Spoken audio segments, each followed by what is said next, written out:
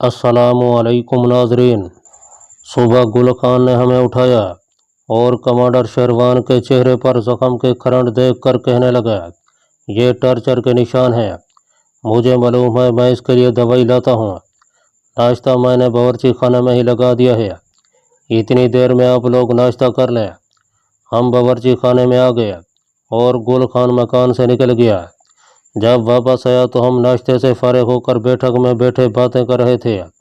गुल खान कुछ एंटीबायोटिक गोलियां और जख्मों पर लगाने के वास्ते मरहम लाया था। उसने कमांडर शेरवान के जख्मों के खरंडों पर मरहम लगाई, एंटीबायोटिक की 2 गोलियां खिलाई और कहने लगा, आप लोगों को बताना बेकार है, मगर फिर भी मैं ये बताना अपना फ़र्ज समझता हूँ कि आप लोग दिन के वक्त यहाँ से बाहर ना निकलें। रात के वक्त मुझे बताकर बाहर जा सकते हैं। कमांडर शेरवान ने उससे पूछा, तुम किसी मिशन के बारे में बात कर रहे थे, वो क्या मिशन है? गुल खान ने कहा, मैं चाय बना कर ले आऊँ, चाय पीते हुए बात करूँगा। वैसे ये मिशन बेहद अहमियत का हामिल है। वो किचन की तरफ चला गया। हम आपस में बातें करने लगे कि जिस मिशन की गुल खान बात करने वाला है वो कौन सा मिशन हो सकता है। गुल खान अपने लिए और हमारे लिए भी चाय की चैनक भर के ले आया। उसने 3 प्यालियों में चाय डाली और बोला, अब मैं आपको बताता हूँ कि वो मिशन क्या है जिसकी खातिर मैं आपके पास श्रीनगर के हाइडआउट में पहुँचने वाला था। हम दोनों हिम्मतन गोश हो गए। गुल खान ने अपनी बात शुरू करते हुए कहा, हमें अपने ख़ास खुफिया ज़राए से खबर मिली है कि भारत के सूबा आंध्र प्रदेश में अपना कोई हुर्रियत परस्त मुजाहिद पुलिस की हिरासत में एलोरा जेल के टॉर्चर सेल में गुज़श्ता 1 महीने से पुलिस के जुल्म व तशद्दुद का निशाना बना हुआ है। हमें कुछ मालूम नहीं हो सका कि ये मुजाहिद वहाँ कैसे पहुँच गया। उसे वहाँ पाकिस्तानी कमांडो का इल्ज़ाम लगा कर रखा गया है और उस पर वहशाना तशद्दुद किया जा रहा है। हमें उसका नाम भी मालूम नहीं हो सका। हम उसकी शक्ल सूरत से भी वाकिफ़ नहीं हैं।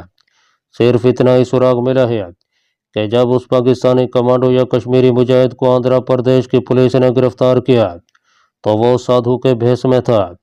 अगर ये शख्स वाकई कश्मीरी मुजाहिद या पाकिस्तानी कमांडो है तो हमारा फ़र्ज बनता है कि हम उसे भारतीय दरिंदा सिफत पुलिस के तशद्दुद से बचें। कहते हैं कि जब उस मुजाहिद पर तशद्दुद की इंतहा हो जाती है तो वो दर्द से चीखने की बजाय पाकिस्तान जिंदाबाद है, आज़ादी कश्मीर जिंदाबाद के नारे लगाने शुरू कर देता है और नारे लगाते लगाते बेहोश हो जाता है। मैं और कमांडर शेरवान बड़े गौर से सुन रहे थे। कमांडर शेरवान ने कहा, जहाँ तक हमारी मालूमात का ताल्लुक है, हमारी कमांडो पार्टी का कोई मुजाहिद ना तो आंध्र प्रदेश की तरफ कभी गया है और ना वहाँ कैद में है। गुल खान बोला, तो फिर ये आज़ादी कश्मीर, पाकिस्तान और इस्लाम का गाजी कौन हो सकता है? बहरहाल वो जो कोई भी है मुसलमान है, मुजाहिद है। उस पर पाकिस्तानी कमांडो होने का इल्ज़ाम लगाकर आंध्र प्रदेश की पुलिस उसको वहशाना तशद्दुद का निशाना बना रही है। हमारी खुफिया इतला के मुताबिक उस मर्द मोमन ने अपने नाम के सिवा भारतीय पुलिस को कुछ नहीं बताया। अफसोस कि हमें उसका नाम मालूम नहीं हो सका, लेकिन ये बड़ी मुसद्दका रिपोर्ट है कि एलोरा के साहली शहर से 3-4 मील दूर समुद्री जजीरे में जो ख़तरनाक और उम्र कैद भुगतने वाले कैदियों के लिए जेल बनाई गई है, वहाँ एक काल कोठरी में ये मुजाहिद बंद है और गुज़श्ता 1 माह से सख्त अज़ीतें बर्दाश्त कर रहा है और इस्लाम जिंदाबाद, पाकिस्तान जिंदाबाद है और आज़ादी कश्मीर जिंदाबाद के नारे लगा रहा है।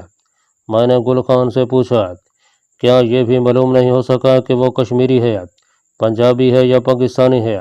गुल खान ने जवाब में कहा, इस बारे में हमें कुछ मालूम नहीं हो सका। एलोरा के साहली शहर से 4 मील दूर समंदर के अंदर एक छोटे से जजीरे में जो जेल खाना है, वहाँ किसी शहरी को जाने की इजाज़त नहीं है। कैदियों से उनके रिश्तेदार भी मुलाकात नहीं कर सकते। जजीरे के इर्द गिर्द साहली पुलिस के स्टैमर हर वक्त चक्कर लगाते रहते हैं। ज़रा से शक पर वो मशीन गनों की फायरिंग शुरू कर देते हैं। उस जेल खाने के बारे में मशहूर है कि वहाँ से आज तक कोई कैदी फरार नहीं हो सका। जिस समंदर में यह जेल खाना है उसमें पुलिस ने सैकड़ों की तादाद में शार्क मछलियाँ छोड़ रखी हैं। अगर कोई इंसान समंदर में उतरे तो शार्क मछलियाँ उसकी बू पर फ़ौरन वहाँ पहुँचकर उस बदकिस्मत की तिक्का बोटी कर देती हैं।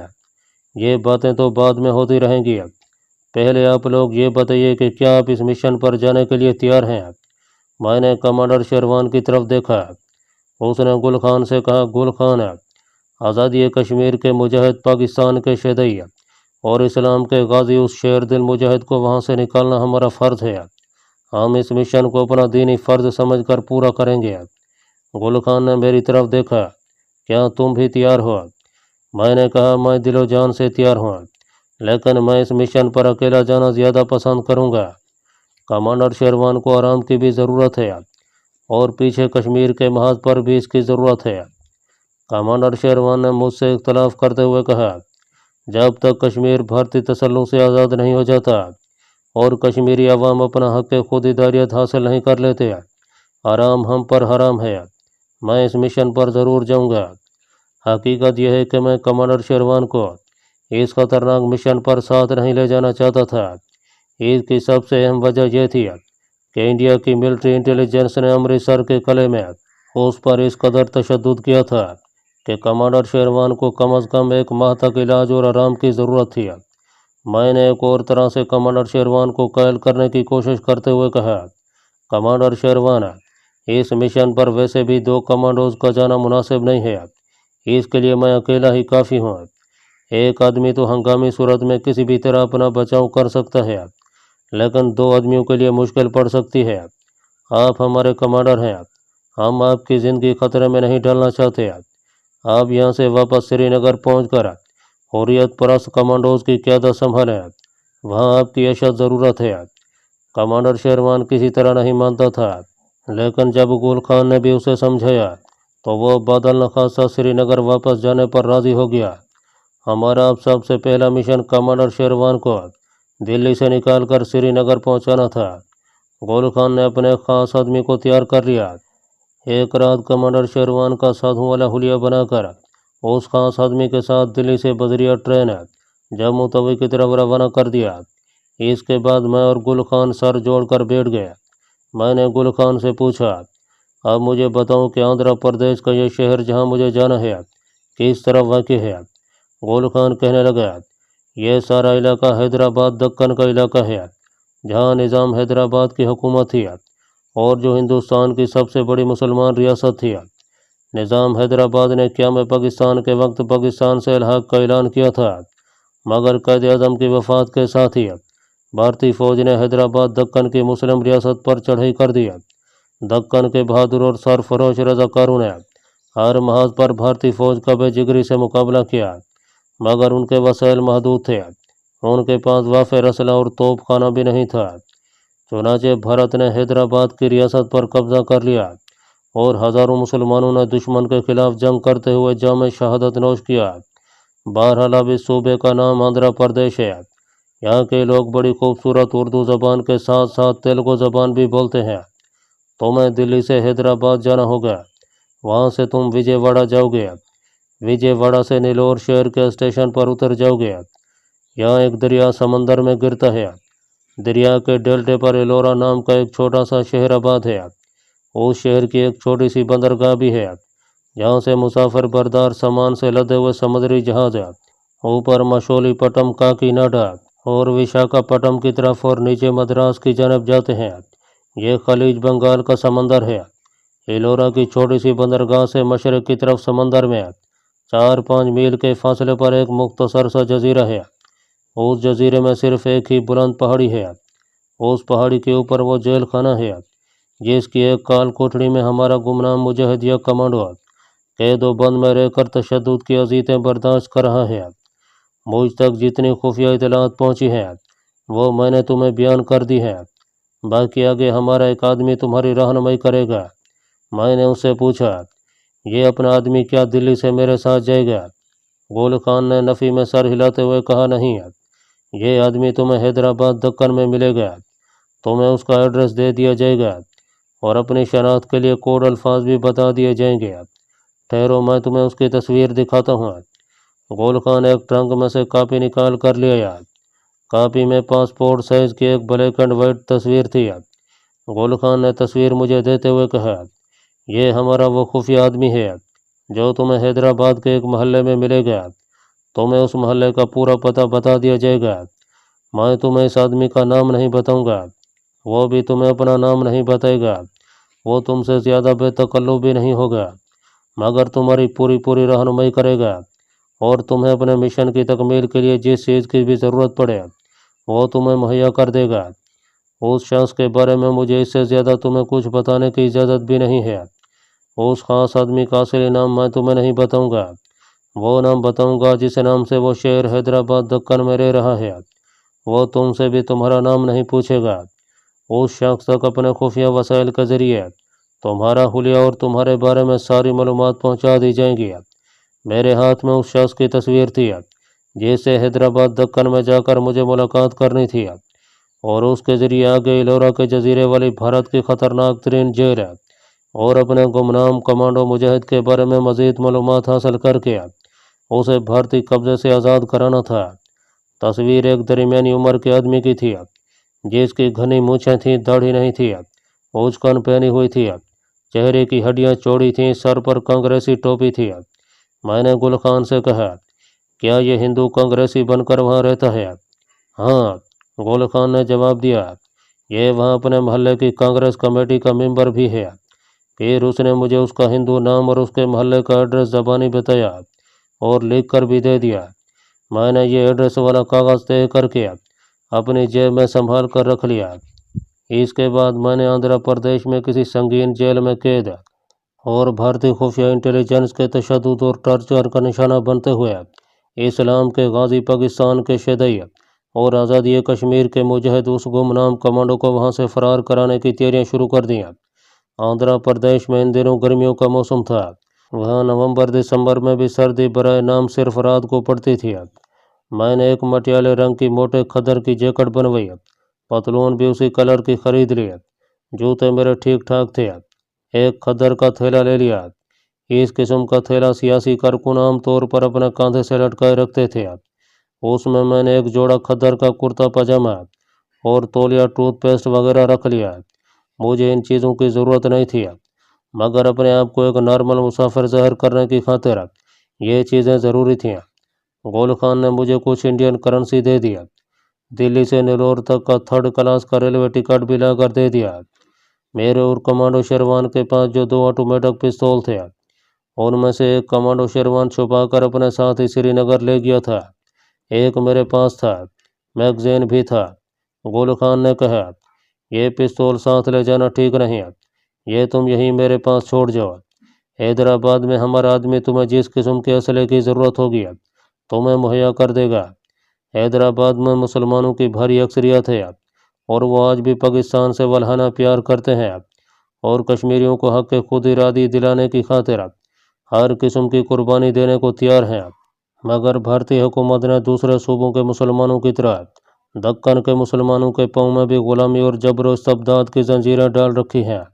बहरहाल वहाँ पहुँचकर तुम्हें मालूम हो जाएगा कि इस्लाम का रिश्ता किस कदर मजबूत और नाकाबिल शिकस्त रिश्ता होता है और ये रंग व नस्ल और कौमियत से बुलंदतर होता है। मैंने अपना ऑटोमेटिक पिस्तौल गुल खान को दे दिया। उस वक्त तक मेरी दाढ़ी मूछ नहीं थी, मैंने शेव करवाई हुई थी, सिर्फ सर के बाल थोड़े थोड़े लंबे थे। मैंने यही हुलिया रहने दिया। गुल खान रात के वक्त मेरा दिल्ली से नेल्लोर तक का रेल का टिकट लाया था। गाड़ी मुँह अंधेरे छूटती थी। गुल खान ने मुझे 1 घंटा पहले जगा दिया। मैंने गुस्ल करने के बाद वज़ू किया, नमाज फजर अदा किया और खुदा ताला के हुजूर अपने मिशन की कामयाबी के लिए दुआ मांगी। मोटे खद्दर की जैकेट और पतलून पहनकर खद्दर का थैला अपने कंधे से लटकाया। मेरे पास सिर्फ एक चाकू भी नहीं था। गुल खान ने मुझे चाकू साथ रखने से मना किया था। उसने मेरी तरफ देखकर कहा, तुम इस वक्त कांग्रेसी वर्कर लगते हो, यहाँ से तुम कांग्रेसी हिंदू बनकर अपना सफ़र शुरू करोगे। अपना कोई हिंदू नाम सोच कर रख लेना और कोड के अल्फाज अच्छी तरह याद रखना। इन अल्फाज के बगैर अपना आदमी तुमको पहचानने से इनकार कर देगा। मैंने कोड के अल्फाज गुल खान को दोहरा कर सुनाया। ये 2 जुमले थे। एक जुमला मुझे बोलना था, जिसके जवाब में एक जुमला अपने हैदराबाद वाले जासूस मुजाहिद ने बोलना था। उसके जवाब में फिर मुझे एक कोड का जुमला अदा करना था। मैंने गुल खान से पूछा, सर पर कांग्रेसी टोपी और माथे पर तिलक लगाने की ज़रूरत तो नहीं है? वो बोला, इसकी ज़रूरत नहीं है, कांग्रेसी वर्कर तिलक भी नहीं लगाते।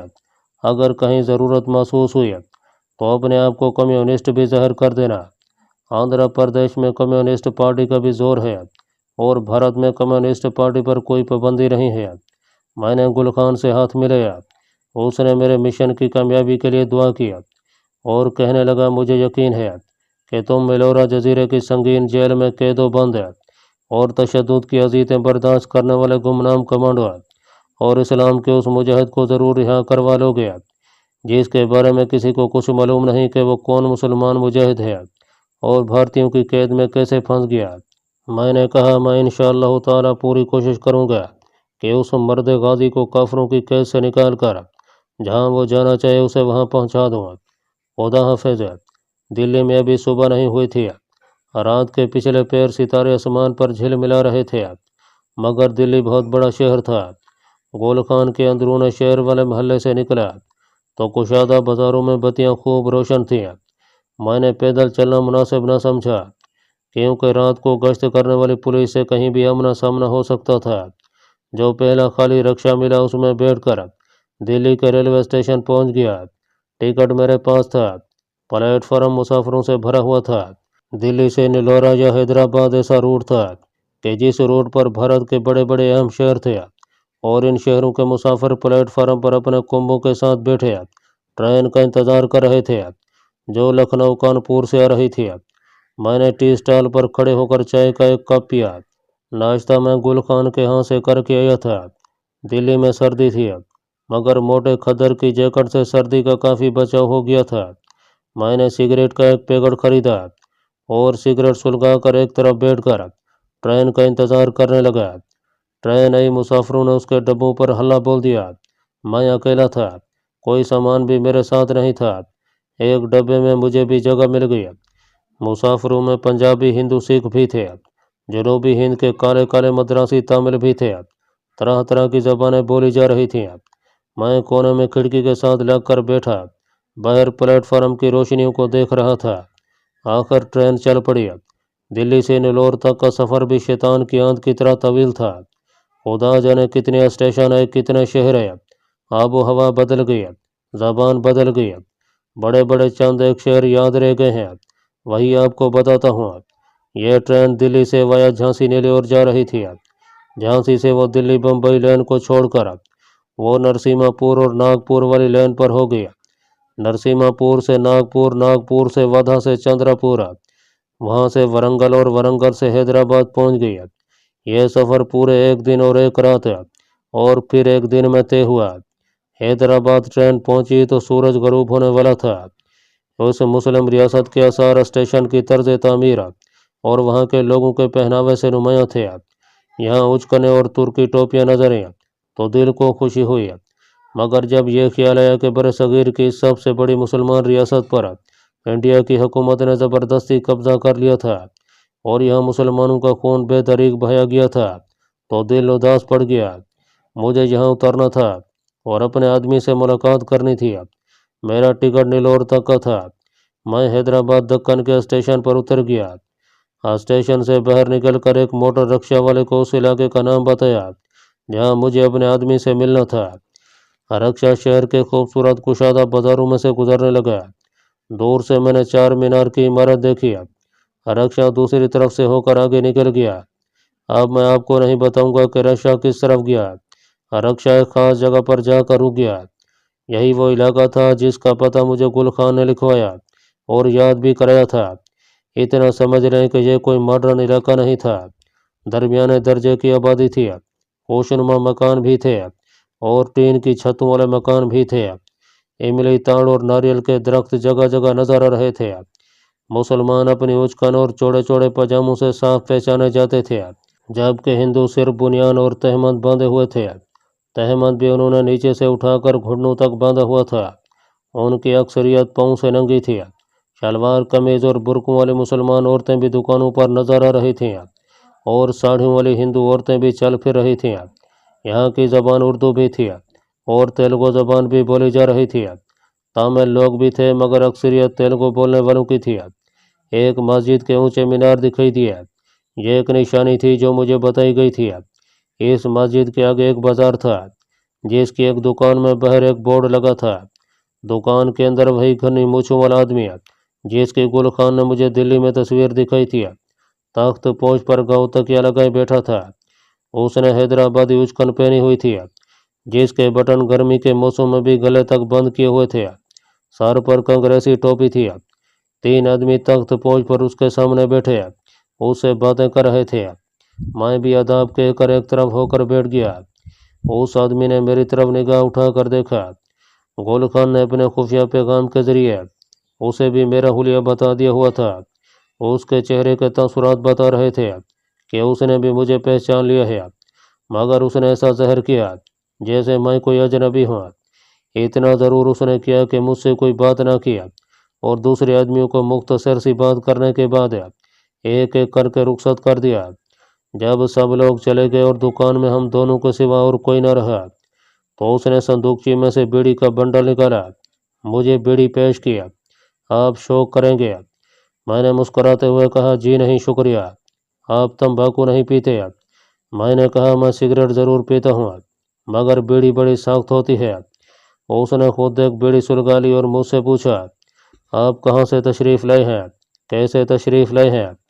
मैंने कोड का जुमला बोला। दक्कन में इस्लाम के नाम पर मुसलमानों का बहुत खून बहा है। उसने जवाब में कहा, दक्कन में बारिश बहुत होती है। मैंने इसके जवाब में खुफिया कोड का जुमला बोला। रात दरियाई कावेरी में सैलाब का मंजर था। हम दोनों की शनाख्त हो चुकी थी। उसने संदूकची में से एक कापी निकाली, कलम से कापी के एक सफ़े पर कुछ लिखा, वर्क फाड़ करते ही किया और मुझे देते हुए कहा, आप ये ले जाएं, भगवान ने चाहा तो आपका काम हो जाएगा।